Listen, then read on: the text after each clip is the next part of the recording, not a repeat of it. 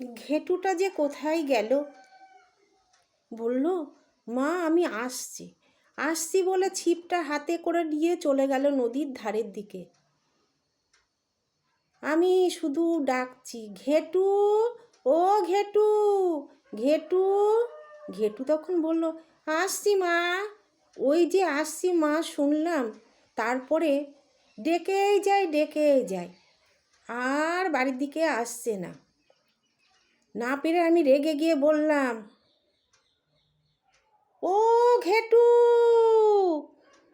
ওরে ঘাটের ধার হইতে মাছ লইয়া বাড়ি আয়, আমি রান্না বসাবো।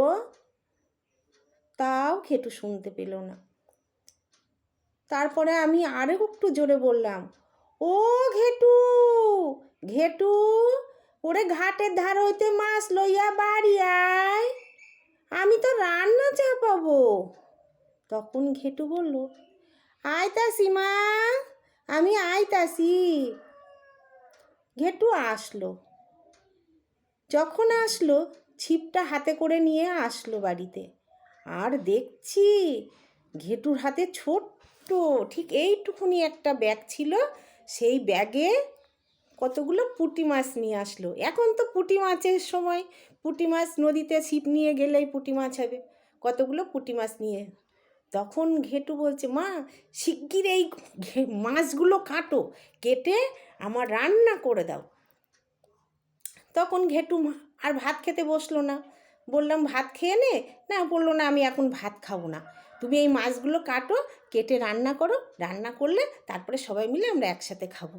আমি মাছ কাটতে বসলাম, মাছ কাটলাম, মাছে লবণ হলুদ মাখালাম, মাছ রান্না করলাম। ঘেটুর খিদে কোথায় চলে গেল। তারপর যখনই রান্না শেষ হয়ে গেল, ঘেটুকে ডাকলাম, ঘেটু, আয় বাবা, খেতে বস। ঘেটু আসলো খেতে।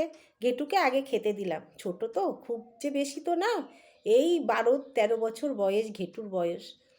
তখন আমি ঘেটুকে খেতে দিলাম, ঘেটু খেতে বসলো। ঘেটুর খাওয়া হয়ে গেলে তারপরে আমরা খেয়ে নিলাম। যেই খাওয়া হয়ে গেল, ঘেটু বলছে, ঘেটুর মনে একটা আগ্রহ জমে গিয়েছে মাছ ধরার প্রতি। বলছে, মা আবার ছিপটা নিয়ে যাব, যদি আবার মাছ হয়। তখন আমি বললাম, না বাবা, এখন যেতে হবে না, এখন থাক, তুই কালকে যাস। তখন ঘেটু বলল, না মা, গেলে অনেক মাছ পাওয়া যাবে, ওইটুখানি টাইমের মধ্যে অতগুলো মাছ পেলাম।